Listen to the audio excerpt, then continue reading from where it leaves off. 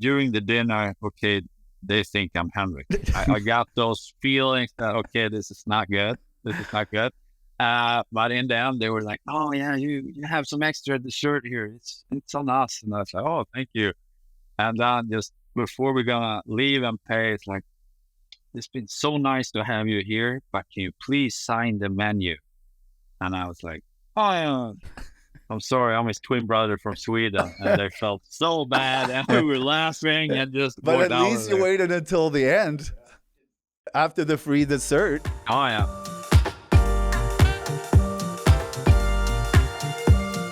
Welcome back, everyone.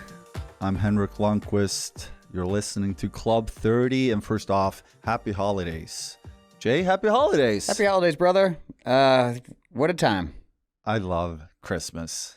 I think growing up, Christmas was, a very exciting time. And then you have many years of, getting together. Yeah, it was nice, but it has definitely new meaning now when you have kids. Absolutely. And you recreate that excitement that you felt as a kid because you remember how much it meant. Yeah, you kind of live through them, right? The decorations, presents, obviously, but I just love. I start playing Christmas music end of November. Oh yeah, absolutely. Our house is all Christmas movies, music, tree as soon as Thanksgiving is exactly. over. And I feel like, well, you have Thanksgiving, and that Sunday has become a tradition at our house to get the tree. The kids actually asked even before Thanksgiving, can we go get the tree? Can we get the decorations? We were holding firm. There's like, no, we got to at least wait until after Thanksgiving. Yeah. But, we walk a few blocks to get the tree. I carried home. I had back pain for about 2 days. But needles everywhere, sap. But I love it. And Christmas music, it just makes me feel, relaxed. Even driving my daughter to school, both daughters, listening to Christmas music, I feel like it's a great start to the day in December. Yeah, totally. It makes you feel pretty thankful and grateful. Speaking of thankful and grateful, you look amazing today. Oh, thank you. Yeah. Sick shirt. These are great. Holiday vibes. Yeah. Found it at Lot Less.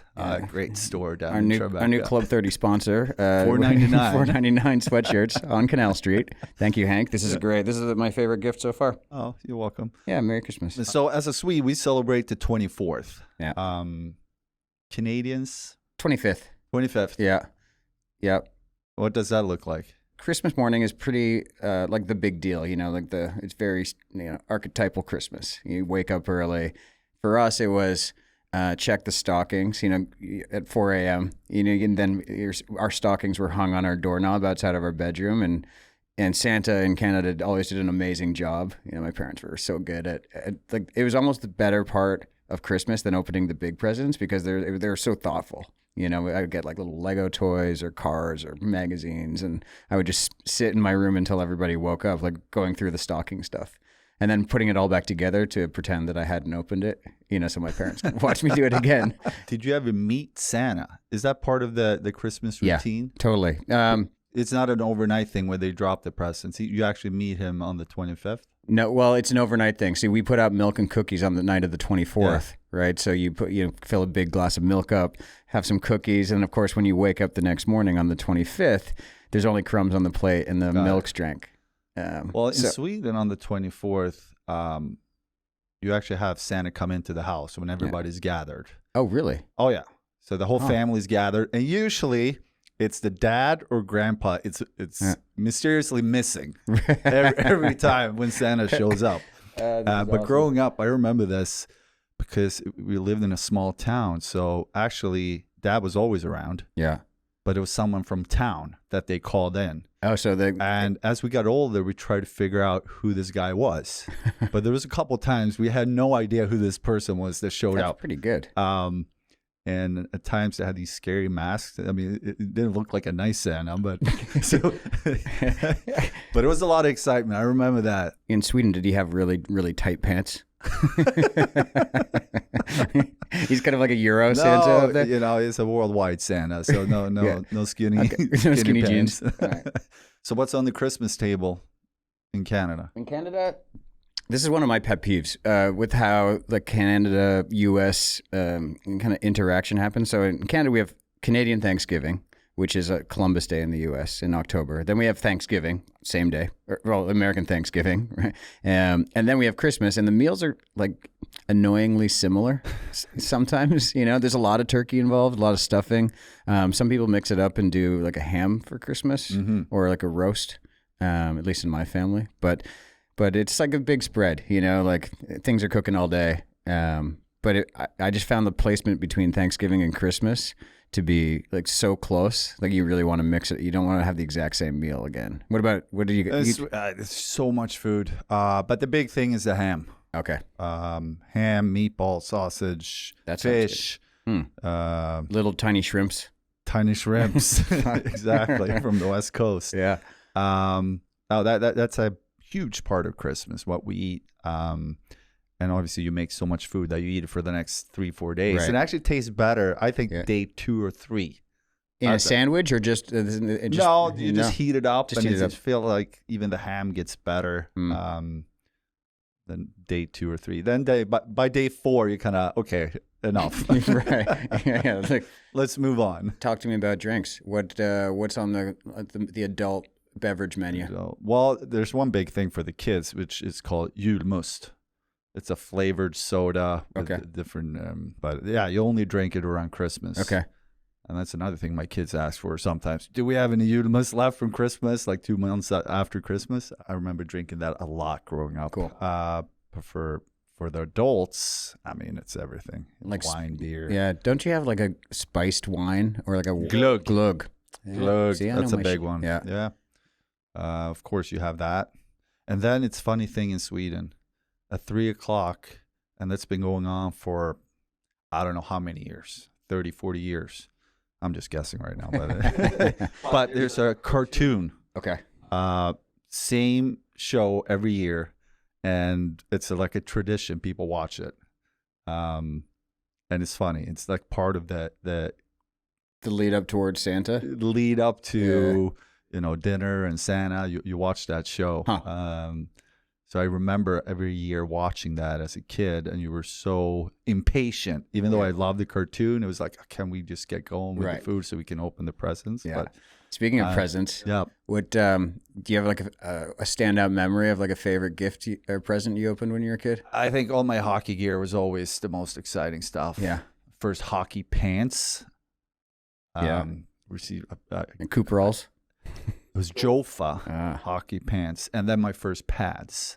But unfortunately, they were way too big. My mom and dad, they found these used old pads that they gave me, but they were too big, so we had to give them back. But still, just to open those presents and the hockey gear always, got me going for sure. What about you? A bike? Bike, yeah. Bikes were big. I loved Lego I still love Lego. Even to my apartment, it's full of Lego stuff. But I had amassed this huge collection of bricks, like probably 10,000 pieces, and I didn't have any way to organize them. And my grandfather was a carpenter, and he made me this custom storage unit with all these different shelves and layers, and I had it painted in all these different colors. And he spent like, I don't know, 50 hours making this thing. And it was like the biggest present under the tree because it was this enormous, it looked like a big drum with different sections. And that was pretty cool to open up. Yeah, and I feel like presents, obviously growing up, that was the most exciting part. But now I feel like it's really getting together with family and friends. Yeah. And the last couple of years, I always go back to Sweden. Yeah, I just look forward to reconnect. Yeah, totally. With people. And speaking of... Yeah, family, friends, and reconnection. Our guest today is actually my twin brother. Yes. And he's on right now.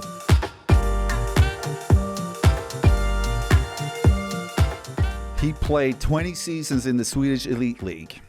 He's one of the most accomplished Swedish hockey players of all time with 4 Swedish championships, 4 CHL championships, and 3 world championships. He played the most games in the Swedish Hockey League history, and most importantly, He is 40 minutes younger than me. Welcome to Club 30, my twin brother, Joel Lundqvist. Yes. Wow. Thank you so much. How does that feel? That was nice. That was nice. That was good. Oh. It was good? Until then. It was good until then. Hey, listen, it's been a big year for you. You decided to retire, walk away from hockey. It's been obviously a huge part of our life, your life. How do you feel? Feels good. I mean, it was my decision. I felt I was done. I was ready to move on. Like you said, it's been a big part of my life, our lives, and I felt okay. I'm going all in this last year, and now I'm ready for a new chapter, new adventures, moving on here. So it feels good. We were talking a lot, I remember, during last season. We were going back and forth, how you felt, how to approach last season, and also, what's next. And it felt like halfway through that last season, you were ready, and to your point, you really wanted to put it all out there. And people that don't know Joel, he's, he works extremely hard, is very committed, and I guess that you felt like this would be the last year because you didn't want to do it at 90%. No, exactly. And I mean, physically, I would be able to play another year or two, maybe. I don't know. But mentally, I felt, okay, it's been a long journey. And like you said, I'm preparing very well. And I had a big role in the team and the club for so many years. So I felt it was time. I didn't know how to feel, but I felt, okay, this is it. It's all in and then final push, and then I'm gonna be happy for my career. Yeah. Now, we talked a lot about when you retired and the couple weeks after.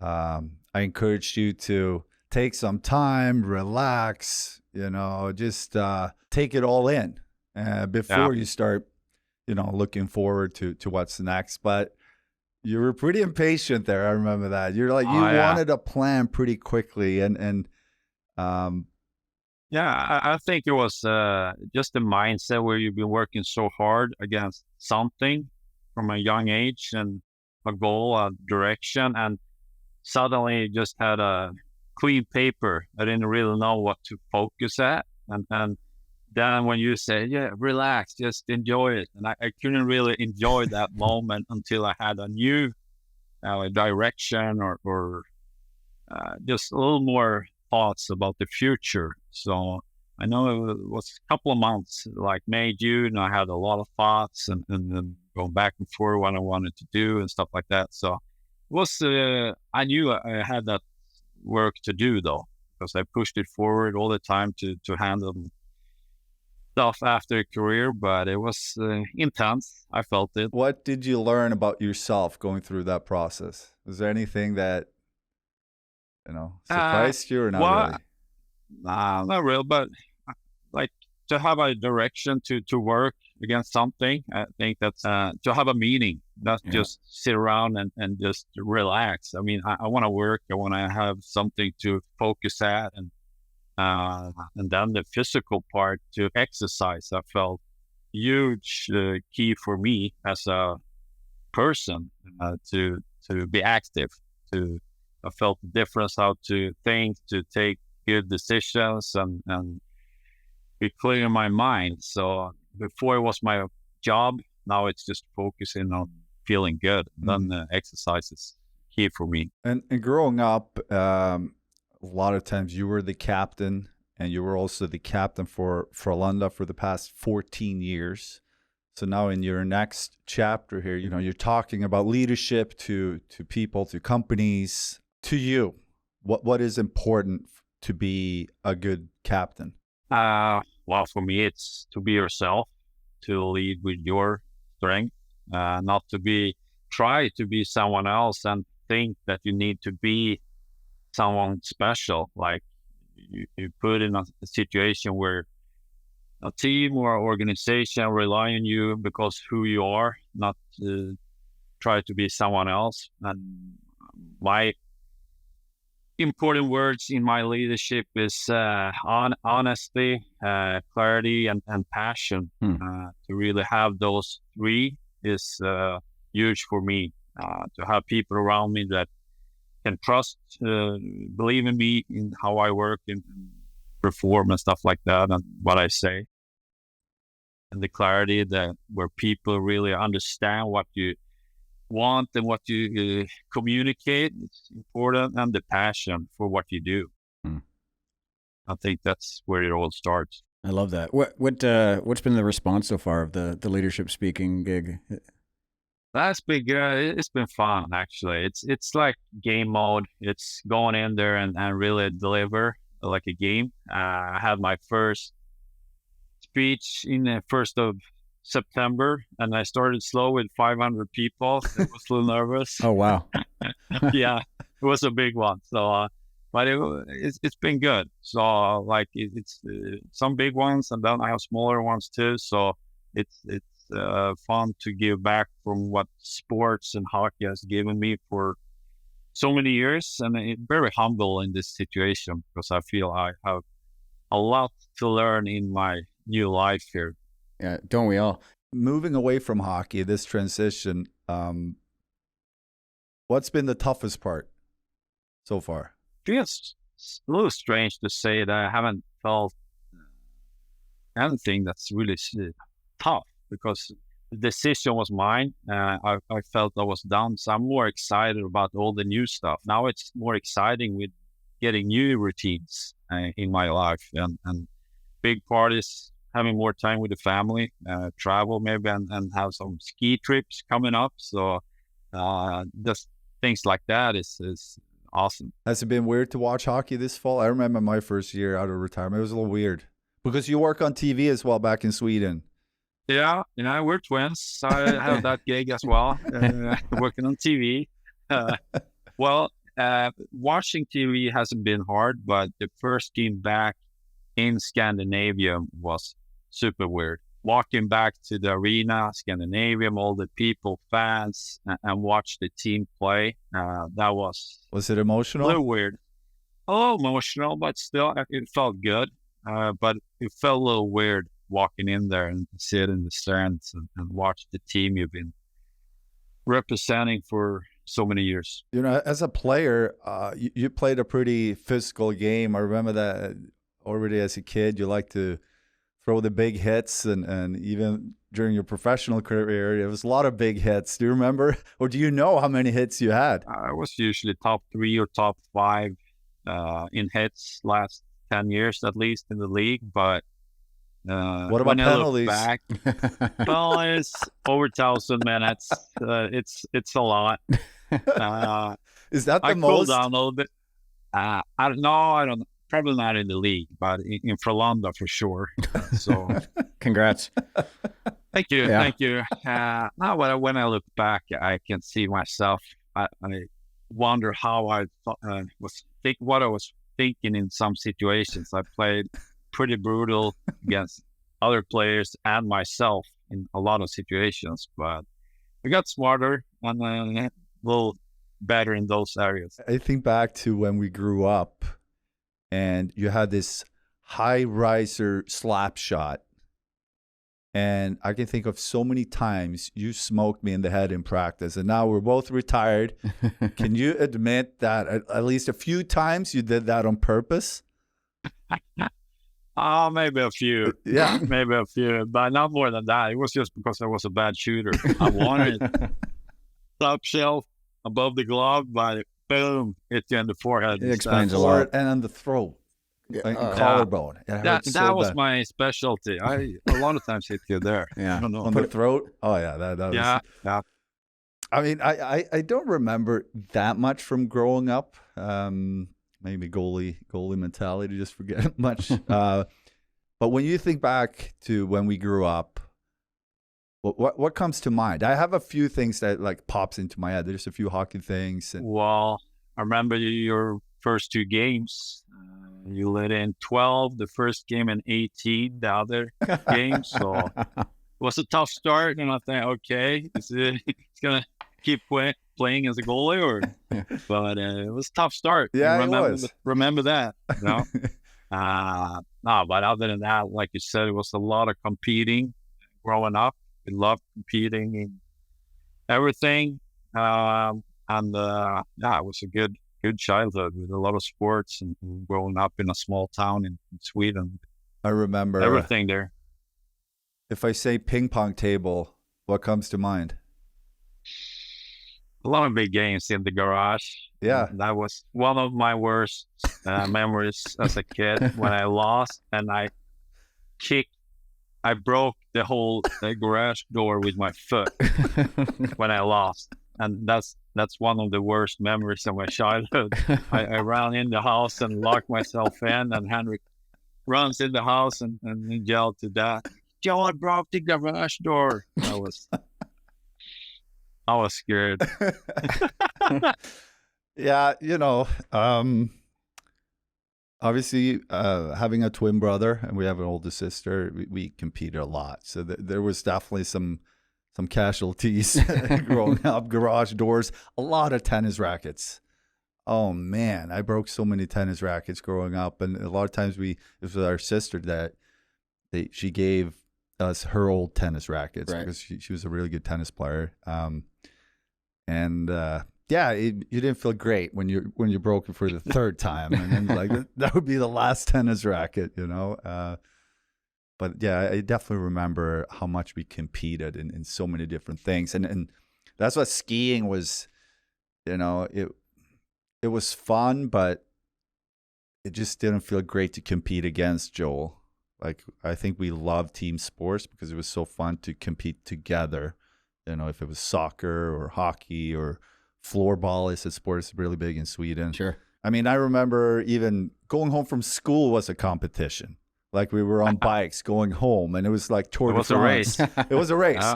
And it was like we're going slow, and we had this long hill up to our house. So we're going slow, and then just like that, someone took off, and you had to be ready for it. Yeah. And we actually, it was contact too. So we pushed each other down, so someone would like fall off down in the ditch. And then the guy that came second always had to open up the garage. So then the winner was standing there just smiling. I mean, it was, and that was every day after school. Yeah. Like, it was constant. It was nasty. It was nasty. So much is making sense now. And we moved away from home when we were 16 to play for Frolunda, to go to high school as well. And we shared a 2-bedroom apartment in Gothenburg. And I felt like we complemented each other really well. Is that how you remember it as well, Joel? Both yes and no. It was pretty good. But around that time, we started to separate as persons. And I remember Henrik with his time. I've been always so like on time. That's super important for me as a person. And later on as a captain, I was like, okay, be on time. Otherwise you're out. And there was so many times I was waiting in the hallway for Henrik to like, come on, we need to go. And yeah, whatever. So I remember there was some frustration there in the hallway, but other than that, it was pretty good. You were a good cook. I remember that. You cooked a lot. Yeah. And the few times I had to cook, usually I ordered pizza for us. It's still the same setup, I heard. Yeah. Yeah, I don't cook a ton. I'm going to be honest. Do the dishes. That's what I do. And I have to say, like, we played together then 7 years in Gothenburg, and at 23, I moved to New York, and it was weird not to have you by my side on the ice, off the ice. For you, was it just a relief, the fact that I didn't rob you in practice, or what was your feeling when I left? Actually, I got to be honest, because it was a little mental game there. I remember in the last year or two, we felt like you read my moves. I had like 2 or 3 moves, and it felt like I didn't score a ton in practice. So actually, it was a relief when you moved away. I didn't think you were going to say that. Oh,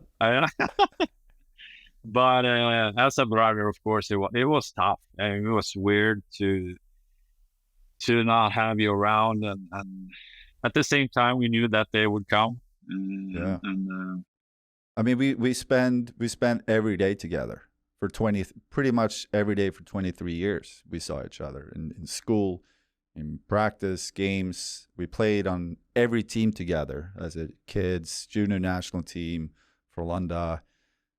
And then just one day, I'm in New York, you're in Sweden, and it was like, yeah, it was really strange. I imagine. yeah, it was. But still, it was like when you were in the locker room, you didn't think about that. It was more off the ice, and you were focusing on your team and to perform. But at the same time, it was very exciting to see Henrik's start in New York and what's going to happen and all that. So it was interesting, and I was nervous at the time too. What's going to happen and if it's going to make the team, all that. Interesting to follow from the other side of the world at that time. Yeah. And then you came over to Dallas and played for the Stars the following year, and we got an opportunity to play against each other. Yeah, what was that like? Oh my God, talk about a build-up. Yeah, and that was because I was up and down in the minors that fall, like going up 4 and 5 times, and I was sent down a couple of weeks before the game, and I felt like I wanted to play so bad against Henrik and the Rangers, and then the day before I get the call from the GM, it's like, okay, Joel, you're going up, and I right away texted Henrik. It's like, I'm coming. Get a good night of sleep tomorrow. I'm coming after you. Yeah, I was so nervous. Was the game in Dallas or in Dallas? Yeah.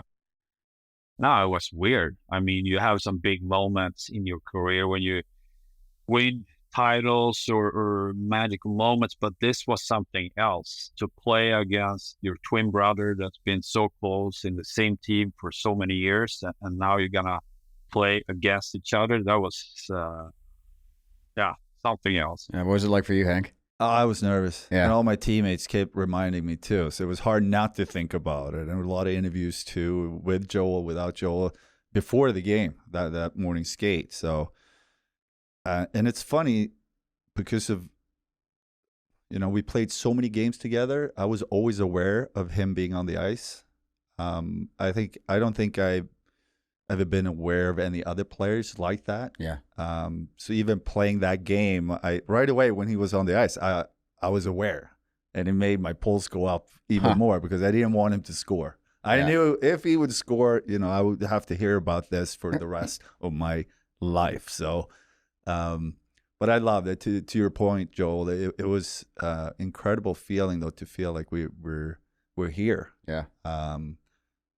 Supporting each other so much growing up and throughout our professional career, and to get that opportunity. So that was definitely special. And you played for 3 years in Dallas, and then you went back to Frolunda, became the captain, and you were there for 14 years. Can you, before we move on from hockey, but can you just describe your feeling, what Frolunda means to you? As a young kid in Åre, we didn't follow NHL much. It was hard in the 80s. So growing up, the big dream for both of us was to play for Frolunda.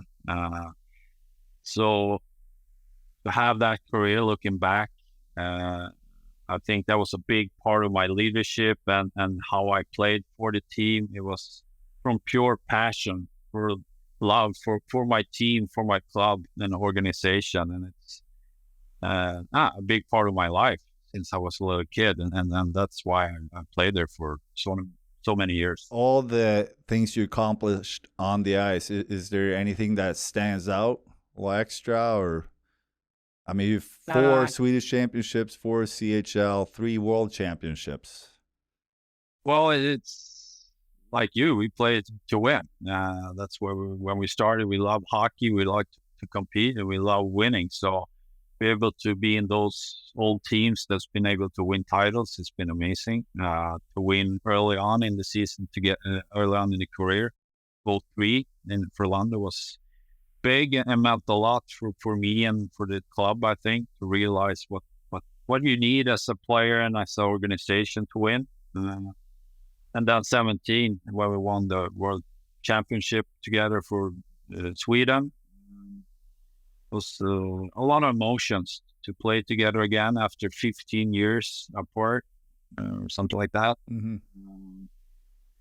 And that was like a dream from the childhood too, to play for your country and win. Yeah, those two. I have to say that win in 17 to win the World Championships together, I'll never forget that feeling. You stand, we're holding my brother, and you see the flag go up, and you listen to the national anthem. It was such a proud moment for me, and emotional moment, because it was full circle. You know, I think at the time we didn't play together for 12 years at the time in 17, and to have that opportunity, and you were the captain too. Oh, cool. Yeah. And we had so much fun off the ice too. Like, we were hanging out, and it was like going back in time almost. Yeah. And then to get that opportunity, and I just enjoyed it so much. Where does it rank? Obviously, it's different, but where does it rank against the gold medal in 06? Well, Olympics is obviously bigger, but this was, to Joel's point, a little different. It was emotional in a way I didn't feel winning the Olympics. That was pure excitement. This was more in my heart. Yeah. And more reflection on, where we were coming from, how we grew up. I didn't think like that when we won the Olympics. Right. But this was towards the end of my career a little bit, and to get that opportunity. And there was a lot of reflection and emotions that and 06, that was pretty. You've been only in NHL for a year now. It's been so many years apart, and to reconnect like that in the national team, we haven't been able to play a world championship together either before that. So we're 1 for 1. That's good. That's awesome. I'm sitting here just listening to you guys, and man, your parents must be so proud of you guys, and Gabriella, your older sister. Like, this is kind of a storybook. It's amazing just to have a twin. I'm trying to imagine what it would be like to have somebody that's so close to you and so involved in every step of your life. It's wild. Yeah. Listen, I think it's the best being a twin. Obviously I don't know anything else, but right. To have your best friend as a support always. Yeah. We got along so well growing up, and it was a big support to always have your brother there. And a lot of times when we talked, we finished each other's sentences, or if I asked Joel, what do you want to do? We always felt the same thing. So it was nice to have someone that was always on the same page. Yeah. Thank God you guys played different positions. It would have been a different story if you guys were both centermen or both goalies. Yeah, both goalies would have been tough. Yeah. No, I think because that question I got a lot early on when Henrik moved over and started to have his amazing career in the NHL. Are you jealous about his career or whatever, how he performs? But I was always so proud of what he was accomplished, and like we said, he played goalie, I was center, so you couldn't really compete in that way. It was more supporting each other, and so happy for him and proud as a brother. So that's been my feeling all the way here. Yeah. And I don't know, some people might be listening, some people might be watching right now, but so me and Joel, we are identical twins. And growing up, there was a lot of times where people, thought I was Joel, and that Joel was Henrik. Even our teachers, after a couple of years in class, still couldn't figure it out. And it still happens a lot. When I go back to Sweden, I walk down the street, it's like, Joel. It's like, no, it's his brother. I'm like, Henrik? And I mean, even for you, Joel, coming to New York, you were here last spring, and I don't know if you want to. That was good. That was good. What trip. happened there, Joel? Can you explain? It was felt. They started already on the streets. Like, you're the king, man. I was like, yeah, thank you. Sure am. Was good. And then I had a funny story at the restaurant where me and my wife were there eating, and I felt during the dinner, okay, they think I'm Henrik. I got those feelings that, okay, this is not good. This is not good. But in the end, they were like, oh yeah, you have some extra dessert here. It's on us. And I was like, oh, thank you. And then just before we're gonna leave and pay, it's like, it's been so nice to have you here, but can you please sign the menu? And I was like, oh yeah, I'm sorry, I'm his twin brother from Sweden. And they felt so bad, and we were laughing and just. But at least you waited until the end, after the free dessert. Oh yeah, I took a couple extra extra wine glasses. I mean, but it's not always a great thing for the other guy. I remember walking home a really late night in Gothenburg. I think this was late summer, so Joel already started his season. And I was walking home. It's probably 3:30 in the morning, and Joel has a game the next day. And there's a big group of guys who stand there. I should try to hide a little bit. I just walk head down, and then I hear it's like, Joel, just yelling across the street. And I don't want to start talking to them, so I'm just waving. I'm not even going to say I'm Henrik. And then I told Joel the story. It's like, yeah, some people might think you're out late, but right, drinking before a game, yeah. So it can backfire too, oh yeah, not just good stuff. So Hank, as you know, Joel doesn't really like to talk about himself, but the three of us and your whole family were up in Toronto last month for the Hockey Hall of Fame induction, and I thought the two of us could pin Henrik down and talk a little bit about that weekend and our experience while he's here sitting in the chair. Well, it was amazing feeling to get there, to have the whole family there and just celebrate Henrik and his career for sure. I felt I was recently with his retirement in New York, but this was one extra moment to really be proud, super proud, and just take it all in. For me, having a long career in Sweden, really appreciate coming over and meet people that being close to Henrik and just like I said, take it all in with his career over there and being in the Hall of Fame. Now it's something I don't think he was even dreaming about growing up or didn't know what it was maybe. Hanky, compared to your expectations going into that weekend, like now you've had a month to reflect on it. Like how did it stack up? It was incredible. It really was, and Joel touched on it, just to have that opportunity to bring your friends and family together. And you know this, Jay, we have a great crew here in New York, but we also have a great crew in Sweden. And over the years, we get these groups together, and it's just so much fun to see everybody hanging out, having fun, and get to know each other even better.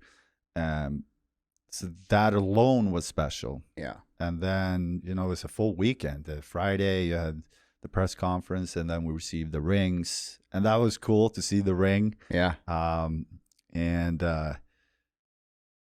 You walk, I'd never been to the Hall of Fame before. So to walk in there and see the history, obviously the history, but to actually see it. And it's a reminder of how long this great game's been around. Yeah. And you're part of it, and you're part of a very unique club now, which is, I'm so honored and grateful for that. But it was a lot going on the whole weekend with the commitments around the Hall of Fame, but also the parties, late nights, and play the game on Sunday, which was a lot of fun, But I remember, a lot of people came up to me. It's like, how does it feel?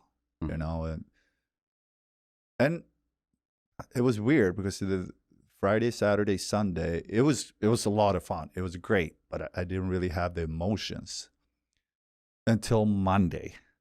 And I never forget, because we had a walkthrough, at the hall for the night, the ceremony with the production company, and we were going through, the timing and where to stand and all that. And I asked them, like, who's going to present my plaque? Because they kept it from me. And I, 2 weeks earlier, I asked them who's going to present it. And they asked me, anybody special? And then I said quickly, is it Patrick Roy? And they said, no, he doesn't do that. I was like, okay, that would have been cool, I thought to myself. And then on Monday, again, going through with the production company. It's like, yeah, it's going to be Patrick Raw.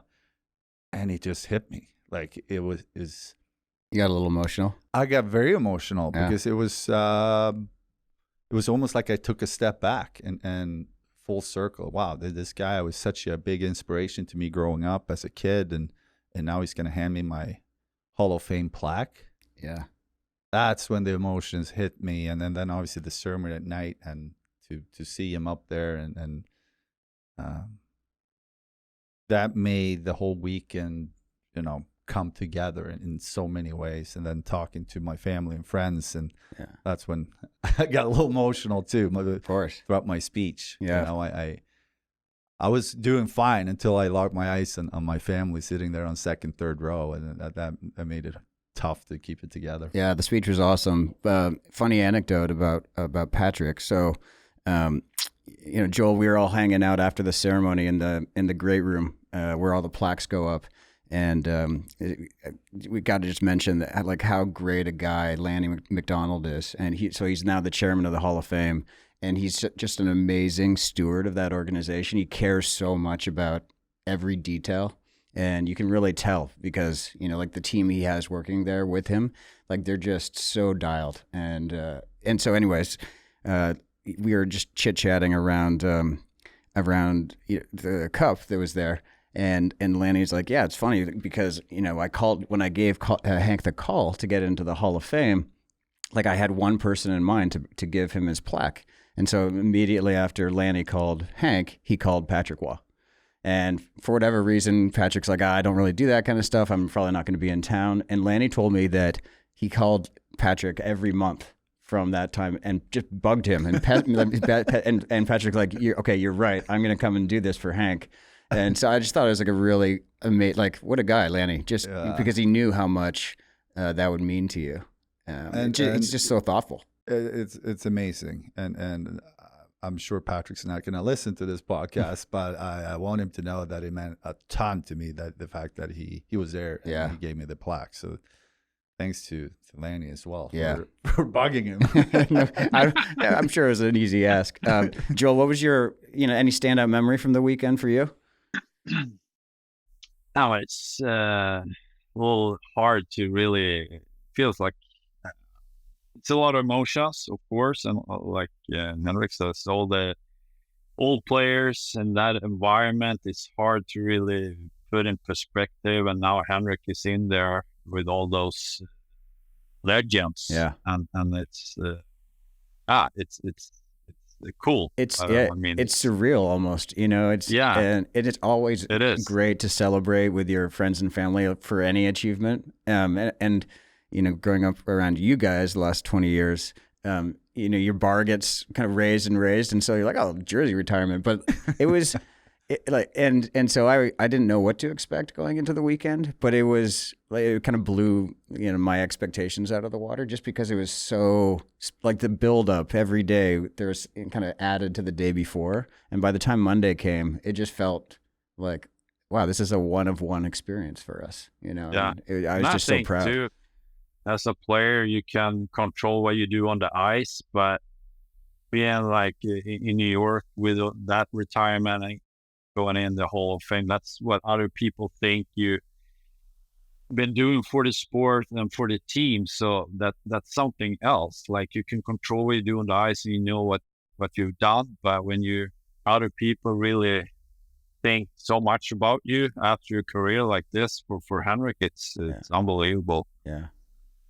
Proud moment. Yeah, no doubt. It was the one challenge was it was so busy. There were so many events. So take us and our Club 30 listeners behind the scenes a little bit. What was did you get to appreciate, or did you feel like you were just being shuttled around from event to event? No, I mean, I knew going into the weekend it was going to be super busy. Mm-hmm. A lot of different things. I mean, I saw my schedule. Right.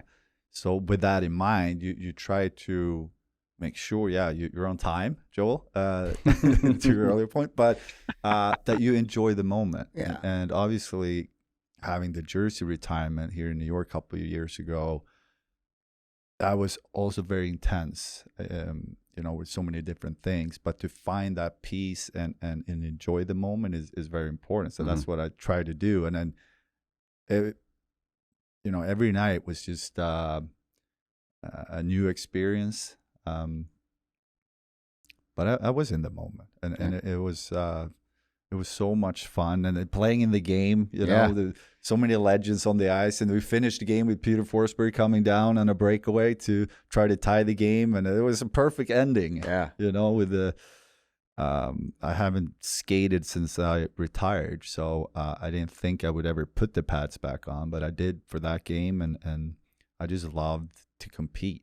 Yeah, it was really a reminder of why we love this game. Yeah. Just the competition, especially the one-on-one, when you face one. I love that, going one-on-one with a guy and see who. You look sharp. He did look sharp. I was surprised how good you were on the ice there. So it was yeah, well, he skated impressive. for 3 weeks straight before. No, but I skated 3 or 4 times. Like and the body was holding up pretty good as long as I didn't do too many breakaways. Then it was like my groin started to get a little sore. But no, the competition part is definitely something that I miss a little bit. Yeah. And how about the gear? The gear, yeah, we had a custom made gear for that game with the Hall of Fame logo, and I gave it to Lenny after the game for them to keep in the Hall of Fame, and so I wrote my signature, and now I still have to practice the HHOF 23, and I also put in save percentage 100 with a smiley face on the pad. So if you're ever in the Hall of Fame, you can see there was no goals scored on those pads. So, but it was also a moment where I could tell how much it meant to Lenny, that like the Hall of Fame, and he was very grateful, and to me, I was extremely grateful for the entire weekend. Yeah, that opportunity. Yeah. Anybody that you guys saw or ran into up there that you weren't expecting? An old teammate, Mike Modano. I was just before we went to the ceremony to sit down. We were on the line like pretty fast, and I was just walking by and just quick say hello. It was nice to see him. Like, I haven't seen him since I was in Dallas, so it was just fun. But I was a little shocked and surprised. But he was a big idol for me too. Growing up, I had 2 posters on the wall. It was Peter Forsberg and Mike Modano, and I was able to sit next to him in the locker room like 20 years after I grew like my childhood there. So it was pretty big. That's awesome. Hanky, what about you? Anybody? I mean, the biggest surprise was Patrick Roth. Yes, he was there. Yeah, that's the best one. With all the other inductees, did you get to chat with them a little bit? Yeah, absolutely. Yeah, I really enjoyed it, to get to know both Mike Vernon and Tom Barrasso. Playing in the 90s, I remember, I was a huge Patrick Roth fan and Dominic Hasek, but I also had a poster of a bunch of other goalies, and Tom Barrasso and Mike Vernon was definitely on the wall as well. And it was just fun to hear stories, you know, and we talked about equipment and pads and the differences with the game, but I loved it. All the inductees, it was awesome to get to know them. Yeah, they did all did an amazing job on Monday night.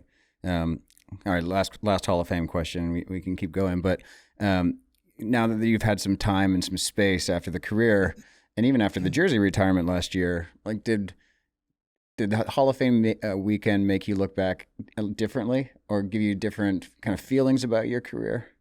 The jersey retirement was extremely emotional for so many different reasons. In the way it was a little closure, but it's just so honored to have that happen. Hall of Fame. I mean, I look back at my career with a lot of, gratitude. There's definitely parts to me that I wish I did more. No question about it. There are one more. But I do look back and I know in my core that I did everything I could in the way I trained or prepared. And I'm just,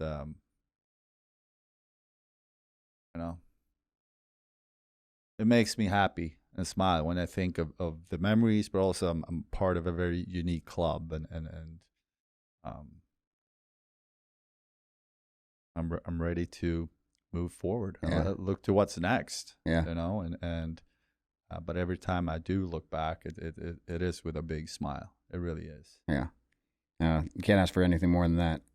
No, you know, and I've had so much fun on the ice, and with Joel, with all my teammates and trainers, coaches.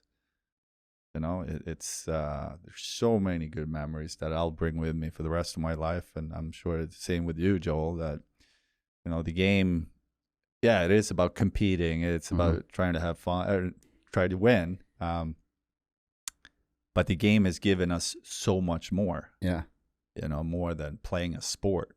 It's relationships and lessons and guidance. You know. So hockey, you know, as a kid, you think about the actual game, but now sitting here reflecting on our careers, you think about how much it's actually given us as people. Yeah. You know, and you gotta enjoy the ride like every day. I mean, love the game, love your work, and I think that's been a key for us to have that passion for the game, to really enjoy it too, not just the competing, winning part. It's just we love the game, and it's been a big part of our careers, I think. Joel, we're getting closer to 24. So what do you're still in your first year here in retirement. Yeah. I don't know. And I said this when I retired. I don't love the word retirement. It's more of a transition. But what do you see in 24 for yourself?